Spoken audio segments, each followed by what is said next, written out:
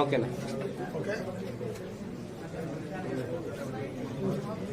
ఏనుగుల దాడుల వల్ల పొలమనేరు పరిసర ప్రాంతాల్లో దాదాపు 195 మంది లబ్ధిదారులు అంటే ఈరోజు ఆ దాడుల వల్ల ఎఫెక్ట్ అయినటువంటి వాళ్ళు, అటు పంట నష్టం కావచ్చు, అదేవిధంగా పశువులు నష్టం కావచ్చు, వాళ్ళందరికీ కూడా 2024 నవంబర్ మునుపు ఏదైతే జరిగిందో దానికి ఈరోజు పూర్తి స్థాయిలో కూడా పరిహారం చెల్లించడం జరుగుతూ ఉంది.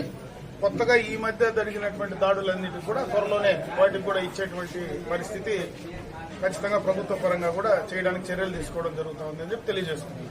ప్రధానంగా ఈ సమస్యను పర్మనెంట్ గా సాల్వ్ చేయాలనే ఉద్దేశము చాలా రోజుల నుంచి కూడా దీనిపైన ప్రభుత్వ పరంగా అధికారుల పరంగా అందరూ కూడా దానిపైన ఒక ప్రత్యేకమైనటువంటి కార్యాచరణ రూపొందిస్తూ ఉన్నారు.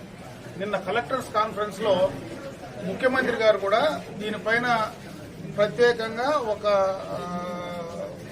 సిస్టమ్ తయారు చేయాలా, ఈ కుంకి ఏనుగులు కూడా తీసుకొచ్చి ఆ ట్రైన్డ్ ఎలిఫెంట్స్ ద్వారా కొంత ఉండేటువంటి మదపుట్టు ఏనుగులను కంట్రోల్ చేసేదానికి దాన్ని ఏ రకంగా చేయాలనే దానిపైన కూడా చర్యలు తీసుకోవడం జరుగుతూ ఉంది. ప్రభుత్వ పరంగా కూడా దీనిపైన వెంటనే చర్యలు తీసుకోవాలని చెప్పి ప్రభుత్వం కూడా ఆలోచిస్తూ ఉంది.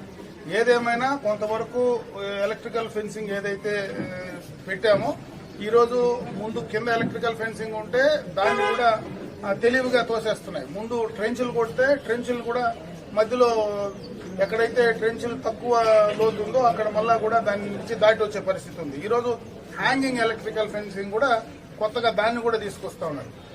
అదేవిధంగా